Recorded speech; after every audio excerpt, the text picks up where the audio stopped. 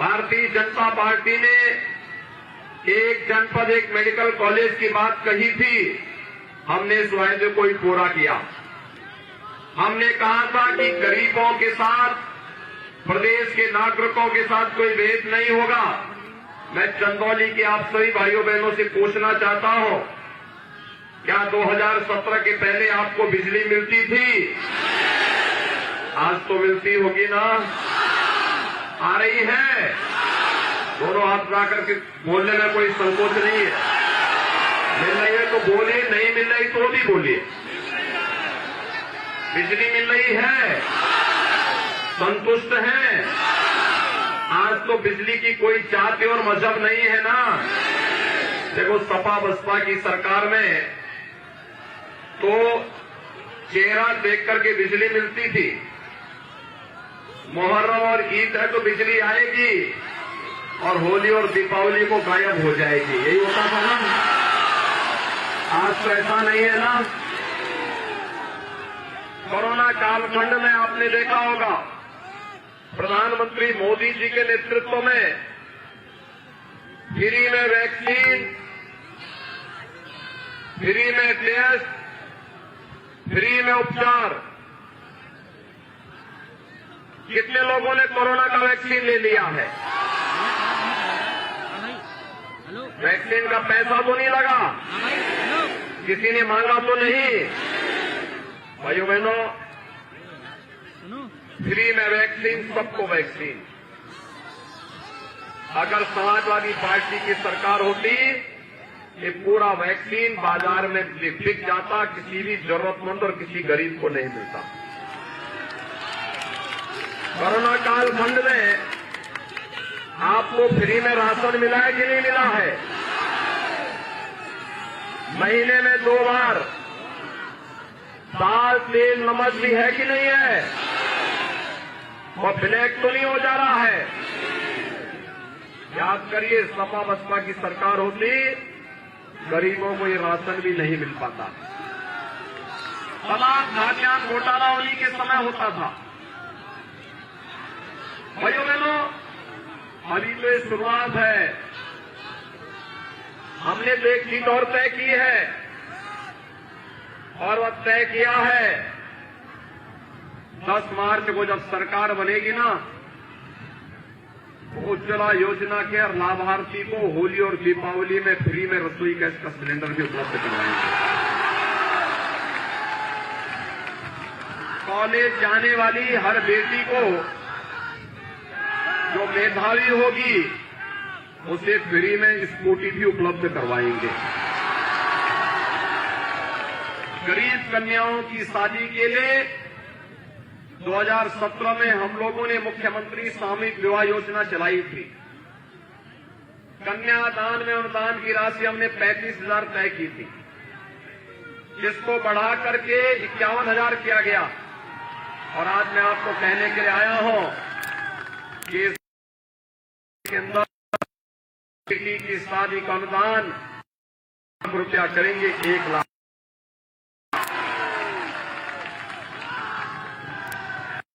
हमने 5 जवानों को सरकारी नौकरी दी, 2 करोड़ नौजवानों को रोजगार के साथ जोड़ा। अगले 5 साल के अंदर हर परिवार के एक सदस्य को रोजगार अथवा स्वतः रोजगार के साथ जोड़ने के लिए भी कार्य कर। वर्तमान में को टैबलेट और स्मार्टफोन दे रहे हैं। समाजवादी पार्टी ने शिकायत की है चुनाव आयोग को कि ये नौजवानों को ये टैबलेट और स्मार्टफोन क्यों वितरित हो रहा है। भाइयों बहनों, हमने तय किया है, यानी मैंने कहा भी आखिर क्यों नहीं नौजवानों को टैबलेट और स्मार्टफोन मिलना चाहिए। समाजवादी पार्टी का तो मानना है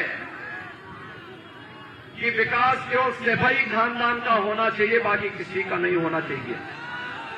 लेकिन हमने तय किया है अगले 5 साल के अंदर 2 करोड़ नौजवानों को टैबलेट और स्मार्टफोन बांटने का काम करेंगे और डिजिटल एक्सेस भी फ्री में देंगे।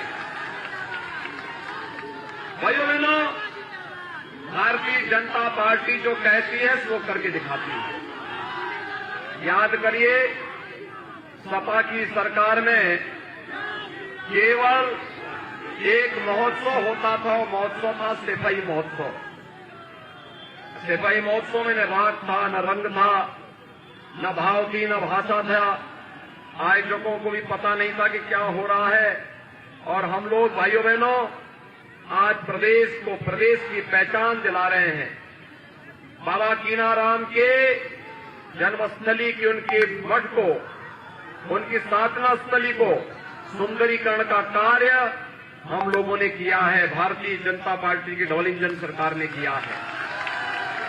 अयोध्या में भगवान राम के भव्य मंदिर के निर्माण का कार्य भारतीय जनता पार्टी की डबल इंजन सरकार ने किया है। काशी में विश्वनाथ धाम के सुंदरीकरण और निर्माण का काम ये भारतीय जनता पार्टी की डबल इंजन सरकार कर रही है। मथुरा, वृंदावन, बरसाना को सजाने संवारने का काम हमारी डबल इंजन सरकार कर रही है।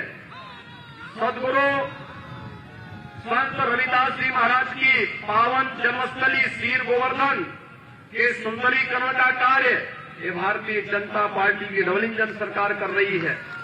महाराज सुहेलदेव का स्मारक ये भारतीय जनता पार्टी की डबल इंजन सरकार बना रही है। और यही नहीं, बाबा साहब भीमराव अम्बेडकर का सांस्कृतिक केंद्र भारतीय जनता पार्टी की डबल इंजन सरकार बना रही है। लालापुर में महर्षि वाल्मीकि के पावन स्थली के सुंदरीकरण का कार्य ये भारतीय जनता पार्टी की डबल इंजन सरकार कर रही है। और भाइयों बहनों, संत तुलसीदास जी के राजापुर का भी सुंदरीकरण का कार्य भारतीय जनता पार्टी की डबल इंजन सरकार कर रही है। हमने भारत को, उत्तर प्रदेश को पहचान दिलाने वाले स्थलों का सुंदरीकरण कार्य कराया है। भाइयों बहनों, आज सायकाल, कल सायकाल प्रचार कार्य बंद हो जाएगा और प्रचार बंद होने के बाद 7 मार्च को आपको चुनाव करना है। हमने जो कहा वो करके दिखाया है। उत्तर प्रदेश के अंदर एक दमदार सरकार के लिए चंदौली की 4 सीटों पर भारतीय जनता पार्टी का प्रत्याशी जीतना चाहिए, क्योंकि दमदार सरकार होगी तो भाइयों बहनों विकास भी और बुलडोजर भी समान रूप से चलेगा। सहमत है ना? सहमत है? देखो, बुलडोजर की ताकत क्या होती है। मऊ के अंदर यादवों की हत्या करने वाला, दंगा करवा करके यादवों को, खटकों को, हरिजनों को, राजभरों को, व्यापारियों के घरों में आग लगाने वाला माफिया सत्ता के संरक्षण में किस प्रकार से दंगा फसाद मऊ के अंदर करता था, उस समय समाजवादी पार्टी की सरकार की उस माफिया के सामने पूरी तरह रेंगती थी, नतमस्तक थी। आज वही माफिया खुली जीप में तमंचा लहरा करके नहीं, व्हील चेयर में कीड़े की तरह रेंगता हुआ दिखाई देता है। आज उस माफिया के खिलाफ जब सरकार की कार्रवाई होती है तो उत्तर प्रदेश की जनता जनार्दन की ताकत का एहसास सबको होता है।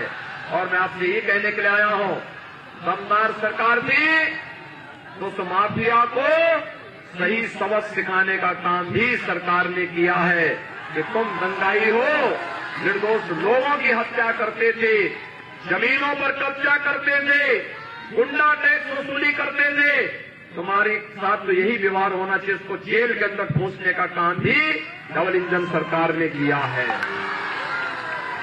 और भाइयों बहनों, ये बुलडोजर एक्सप्रेस हाईवे भी बनाता है और मेडिकल कॉलेज के लिए जमीन समतलीकरण कार्य में भी योगदान देता है। ये विकास और बुलडोजर की यात्रा चलनी चाहिए ना? सभी लोग सहमत हैं कि सुशील सिंह जी को यहां से भारी बहुमत से विजयी बनाएंगे? भारी बहुमत से सभी लोग सहमत हैं। शर्त एक है, पहले चुनाव के दिन मतदान और फिर यानी मतदान पहले होना चाहिए। सभी सहमत है ना? तो भाइयों बहनों, मैं यहीं से अपील करूंगा कि शायद राजा से श्री सुशील सिंह को चकिया से कैलाश राजभर कैलाश खरवार को, सकल डिया से सूर्यमुनि तिवारी को, मुगल सराय से रमेश जायसवाल को आप चुनाव जिता करके भेजेंगे। दोनों हाथ ला करके मेरे साथ बोलेंगे, भारत माता की, भारत माता की, भारत माता की।